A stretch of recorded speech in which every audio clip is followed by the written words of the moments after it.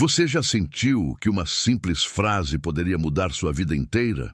Pois é, foi exatamente isso que aconteceu com Beatriz, uma mulher rica, bem resolvida, que achava conhecer todos os cantos da sua história. Mas bastou um passeio inocente com seu filho, João, e um grito inesperado para tudo desmoronar. Mãe, ele é meu irmão.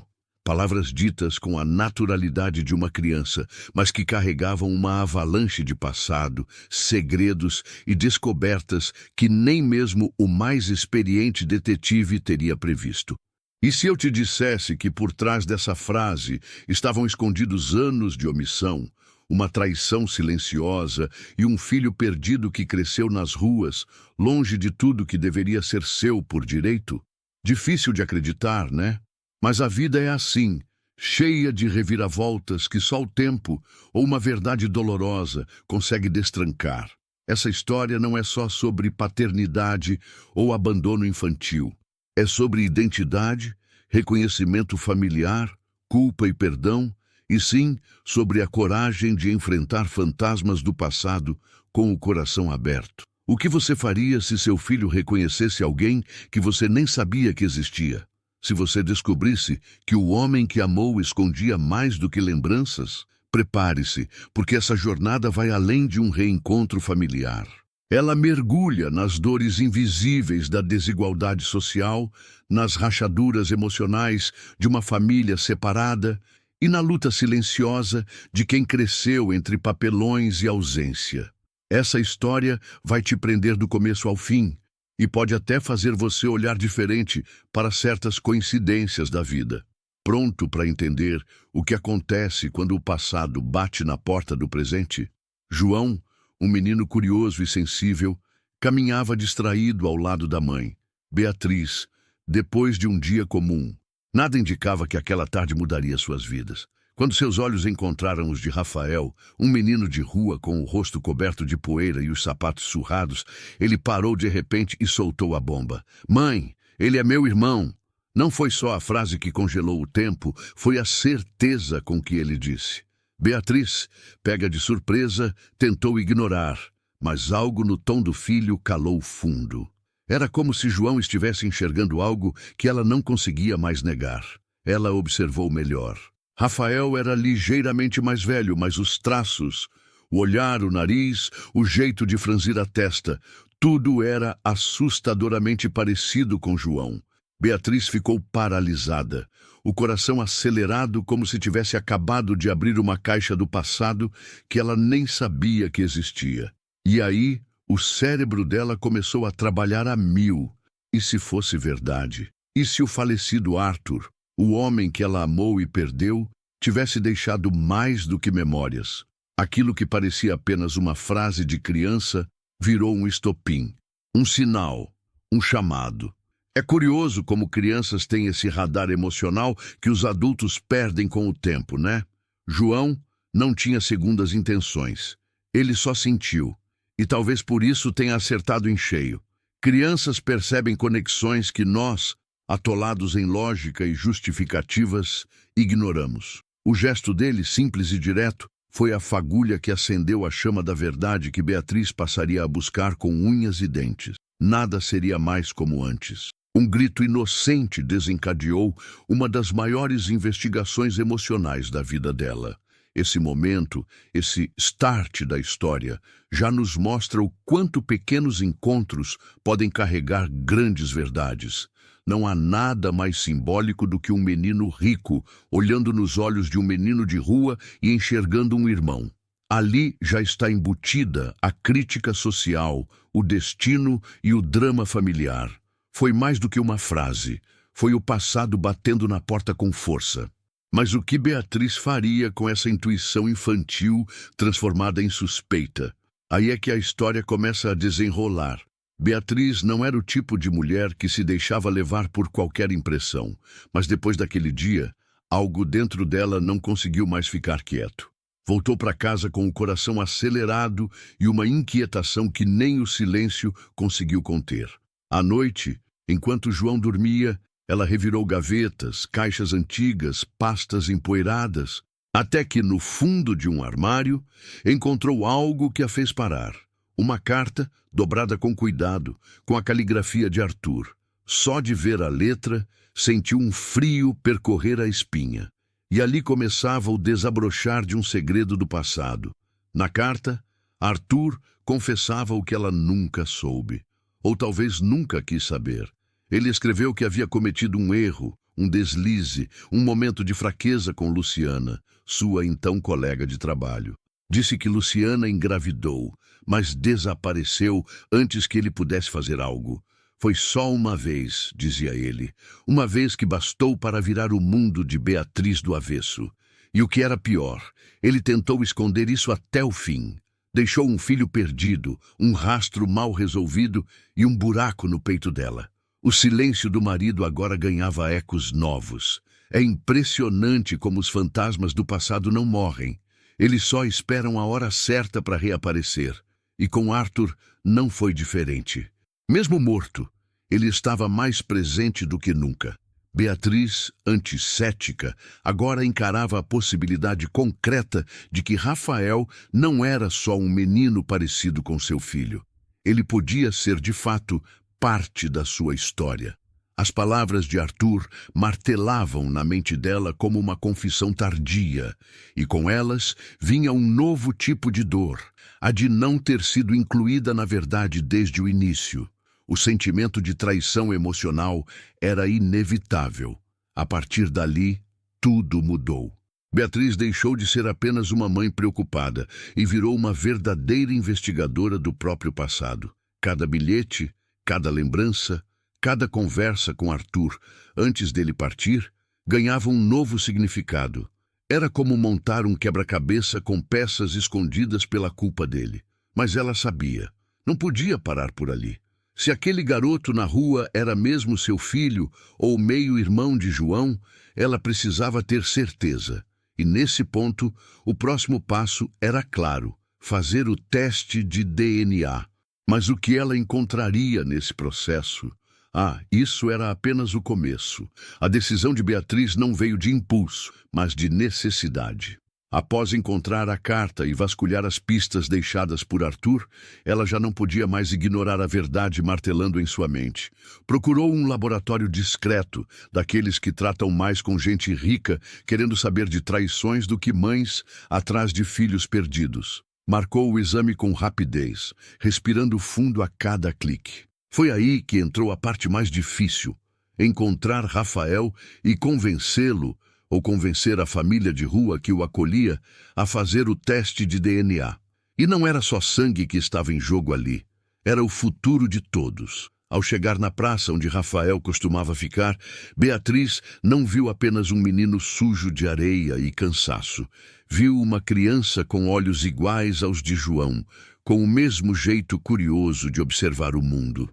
Ela se apresentou com cuidado, se abaixou na altura dele, falou com respeito e, principalmente, com verdade. Dona Nilda, que cuidava do menino desde bebê, olhou fundo nos olhos de Beatriz e percebeu que ela não estava ali para causar confusão.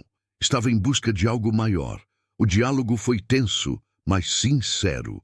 E depois de alguns dias, veio o sim. O menino aceitou fazer o exame. O dia da coleta foi silencioso, carregado de emoções não ditas.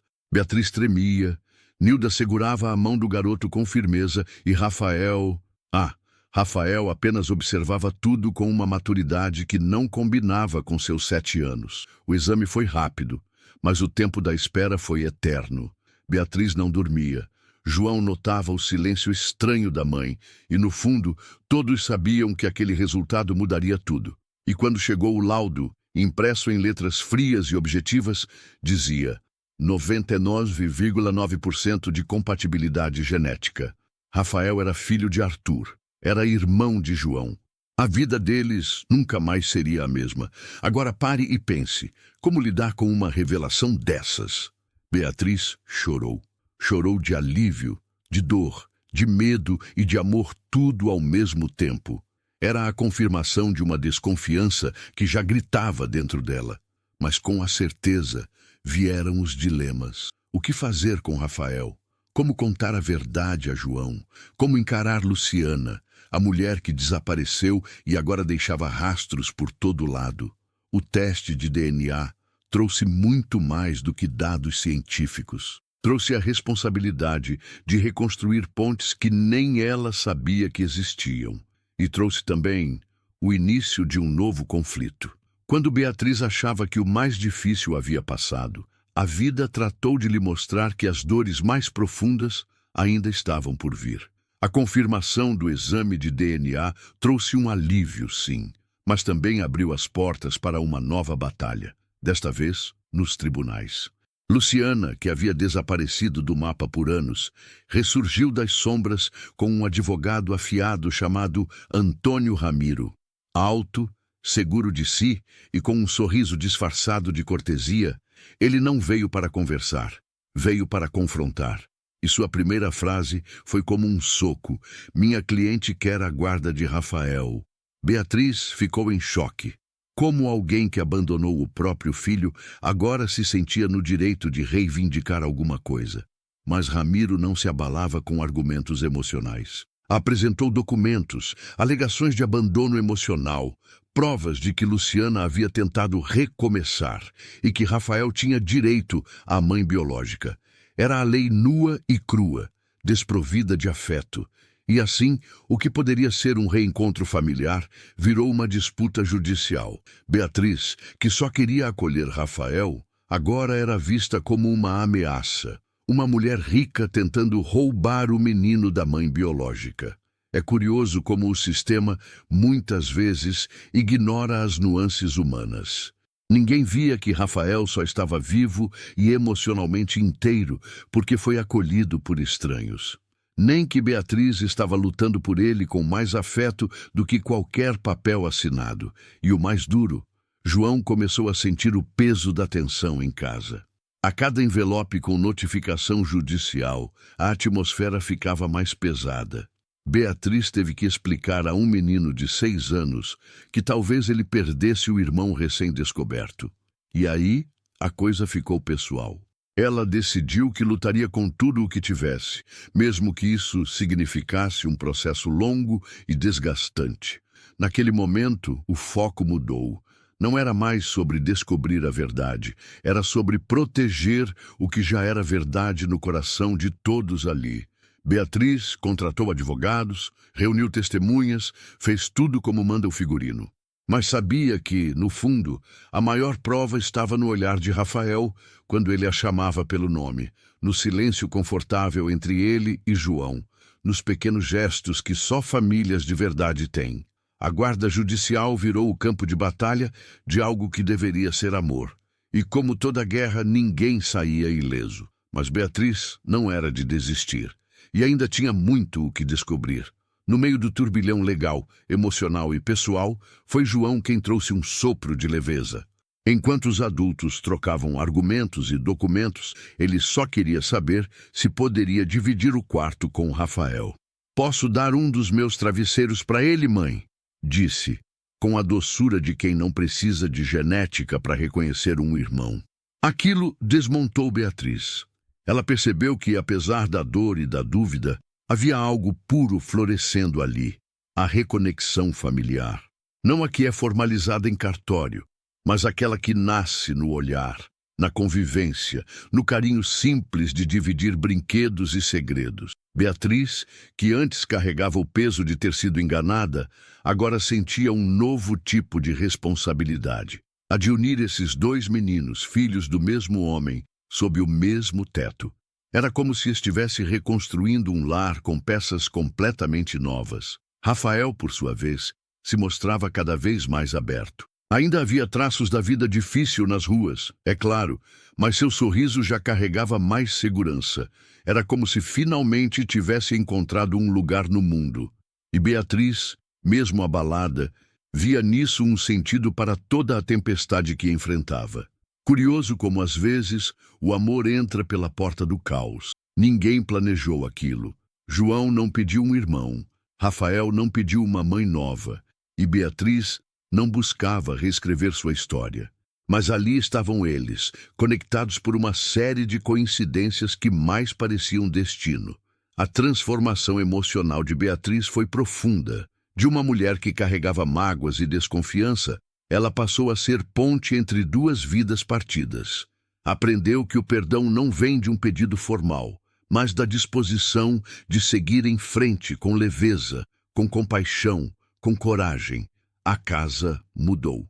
O silêncio desconfortável deu lugar ao barulho de brinquedos, às risadas contidas, às conversas ao redor da mesa. Não era um cenário perfeito, longe disso. Ainda havia batalhas legais pela frente, dúvidas no ar, cicatrizes abertas. Mas havia também algo raro, a chance real de construir uma nova história. Beatriz não era mais apenas a mãe de João. Era também guardiã de um novo afeto. E isso, por mais que o mundo lá fora tentasse rotular ou questionar, só eles podiam sentir. E a verdade é que ainda havia mais a descobrir.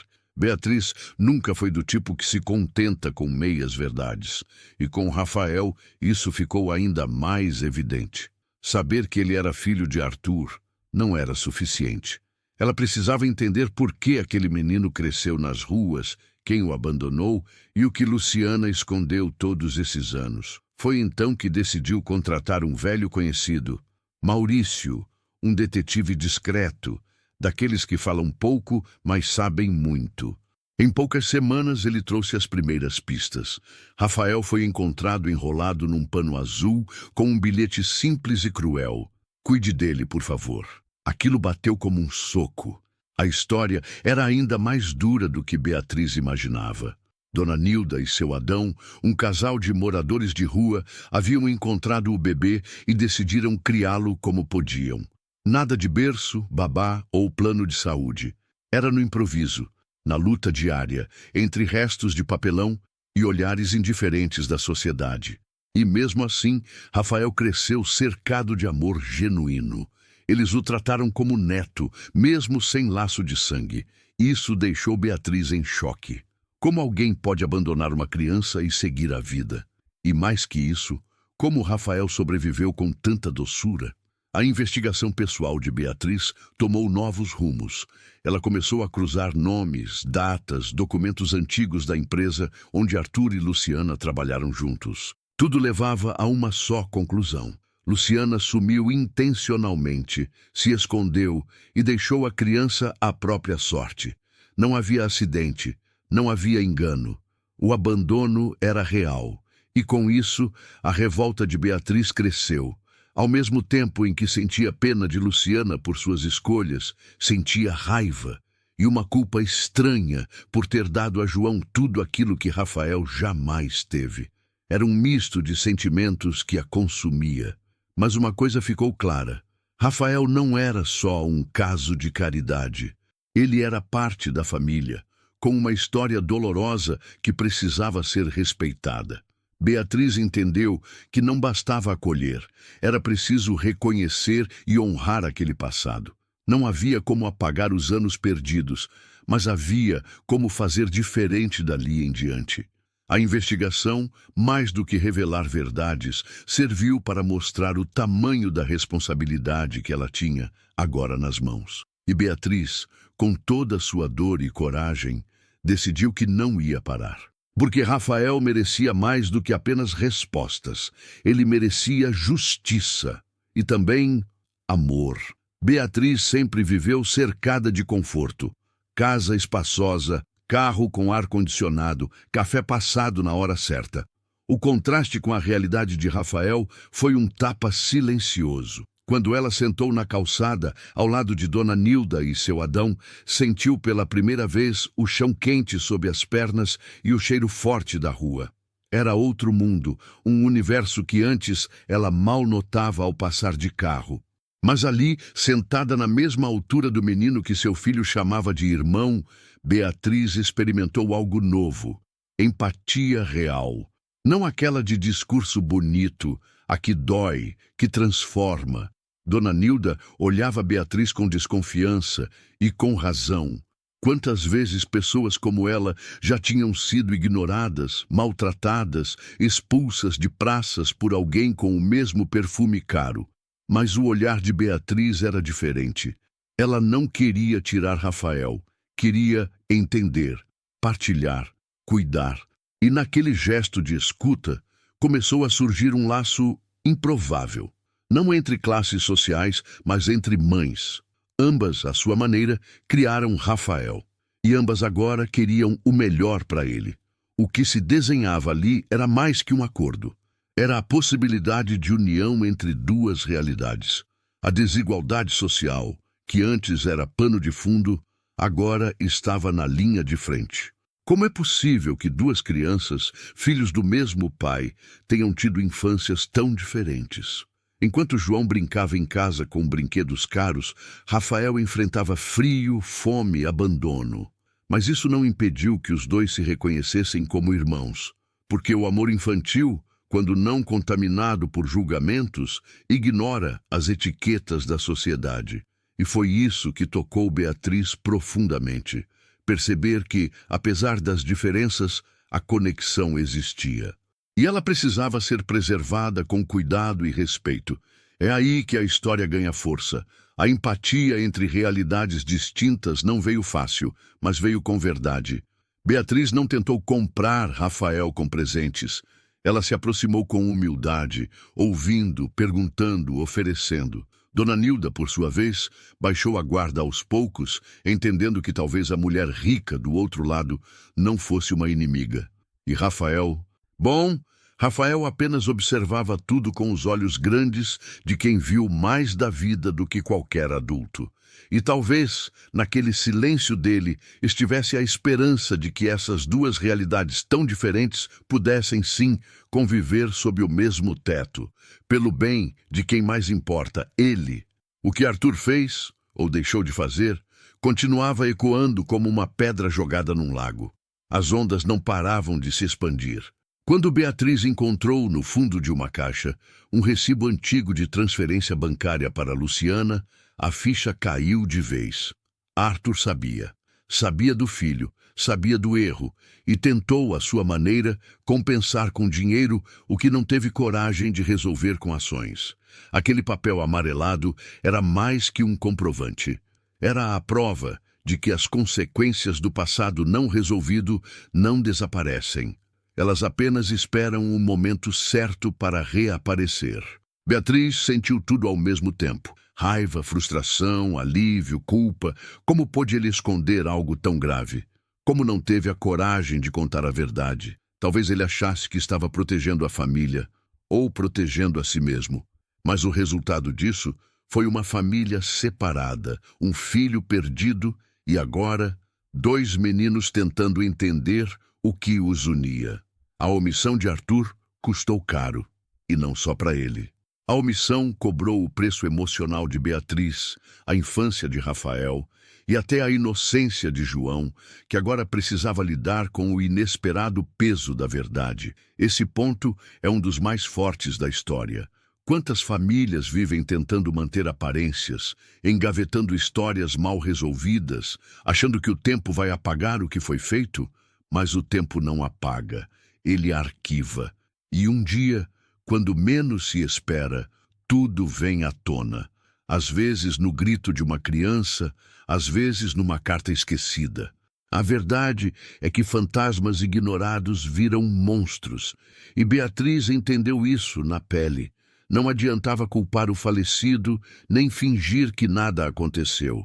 O que restava agora era escolher entre seguir em frente com coragem ou viver refém de segredos que já não podiam mais ser escondidos. A herança oculta deixada por Arthur não era feita só de bens materiais ou papéis corporativos. Era uma herança emocional que Beatriz agora precisava administrar. E diferente de dinheiro, isso não se resolve com inventário.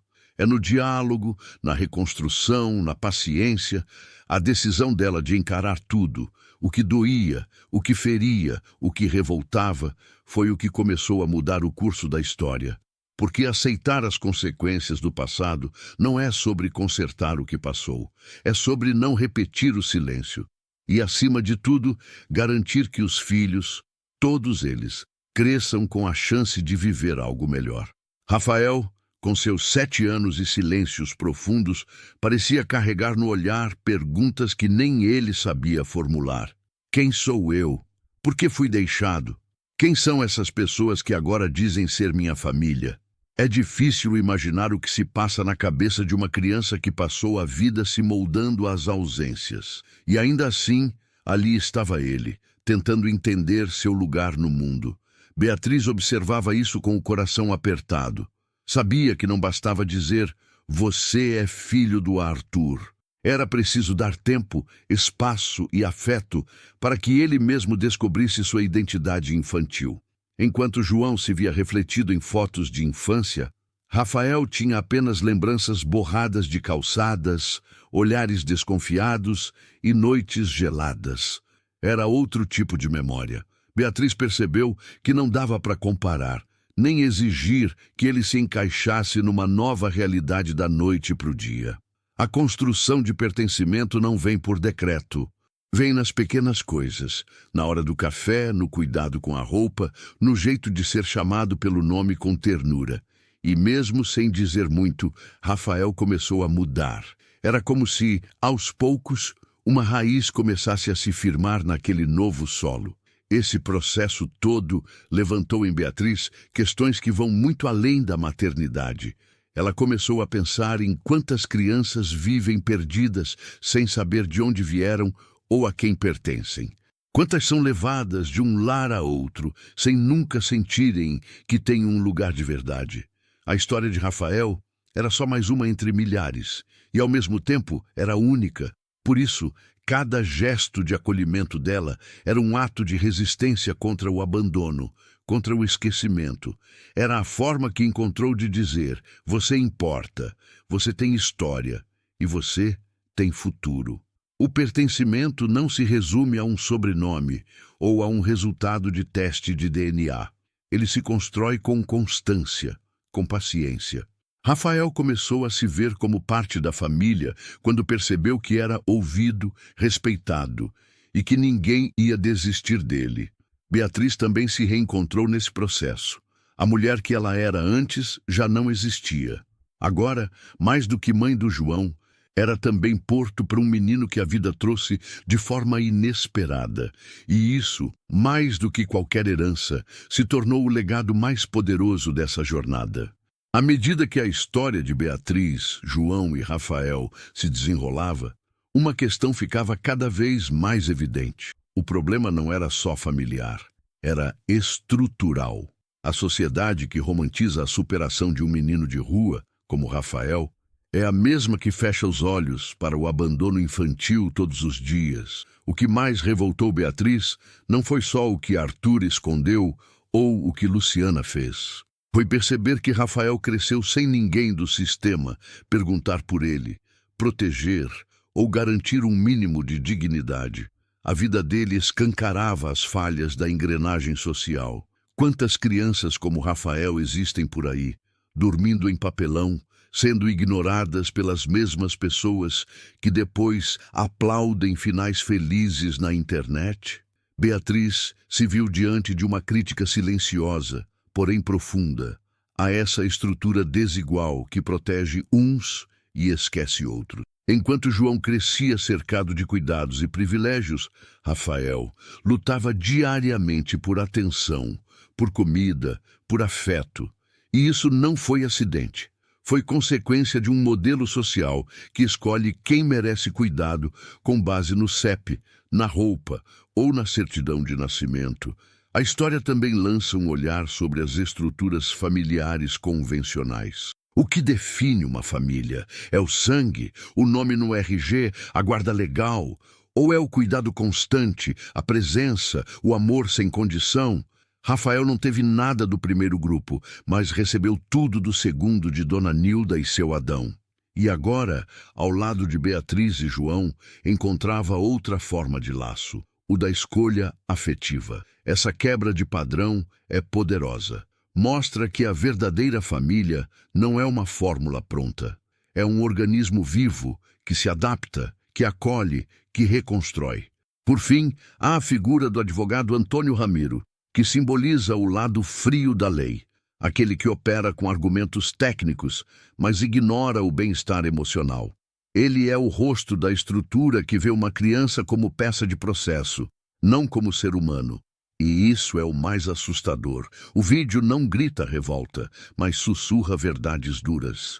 E nesse sussurro nos faz pensar: quantas Rafaéis estão sendo tratados como números, enquanto o mundo assina papéis achando que resolveu tudo? Talvez seja a hora de repensar não só leis, mas o olhar que damos às histórias que julgamos entender.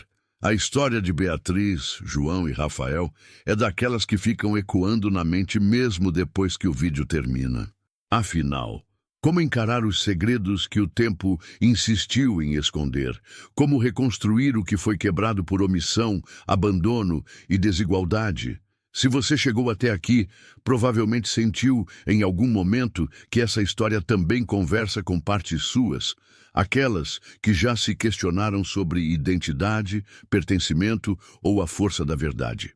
Agora fica a pergunta: o que você faria no lugar de Beatriz? Teria coragem de vasculhar o passado, de enfrentar uma batalha judicial pelo filho de outra mulher, de abrir espaço no coração e no lar para um menino desconhecido? E mais, você acredita que a justiça emocional vale tanto quanto a legal? Reflita com carinho. Histórias como essa não são apenas dramas familiares, são espelhos da nossa própria sociedade e da forma como enxergamos o outro. Se essa narrativa tocou você de alguma forma, eu te convido a continuar refletindo. Compartilhe sua opinião nos comentários. Você acha que Rafael deveria ficar com Beatriz ou com Luciana? Deixe sua resposta aí embaixo.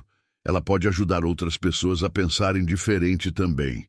E claro, inscreva-se no canal, ative o sininho das notificações e acompanhe nossos próximos vídeos. Aqui, cada história é mais que entretenimento. É uma conversa sobre vida real, escolhas e transformação. Nos vemos no próximo capítulo. Até lá, reflita: o que define uma família para você?